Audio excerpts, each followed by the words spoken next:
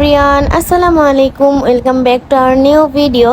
আজকের ভিডিওটা হচ্ছে আম্মুরা মাওয়া যাচ্ছিল, এখানে আমি যাইনি কারণ বাইকে তো 4 জন বসা যায় না, এর জন্য আমি যাইনি। মাওয়া যাওয়ার পথে এখানে ট্রেন দেখলো, এর জন্য আম্মু একটু ভিডিও করে নিল ট্রেনের।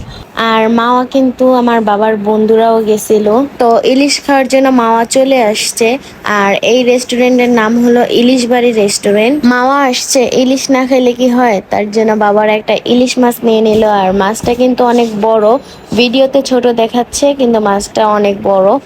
আমার আম্মু বললো, বাট আমি তো যাইনি, এই জন্য এতটা জানি না। আম্মু যতটা বললো ততটাই আপনাদেরকে জানালাম। তো এখানে মাছের আঁশটা ছাড়াচ্ছে, আঁশটা ছাড়ানোর পর এখন মাছটা কাটতেছে। আর মাছের ভিতর কিন্তু ডিম হয়েছে। মাছটা কাটার পর এখন কিন্তু ভালোভাবে ধুয়ে নিচ্ছে।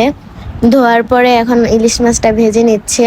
আর এখানে মেবি বেগুন ভাজাও আছে, আমি ঠিক সঠিকটা জানি না। তো মাছ ভাজা শেষ, এখন সবাই খাওয়া দাওয়া করবে। আর এখানে কিন্তু মাছের লেজ ভর্তাও আছে। তো আজকের ভিডিওটা এই পর্যন্তই। যদি ভালো লাগে তাহলে লাইক, কমেন্ট এন্ড শেয়ার করবেন।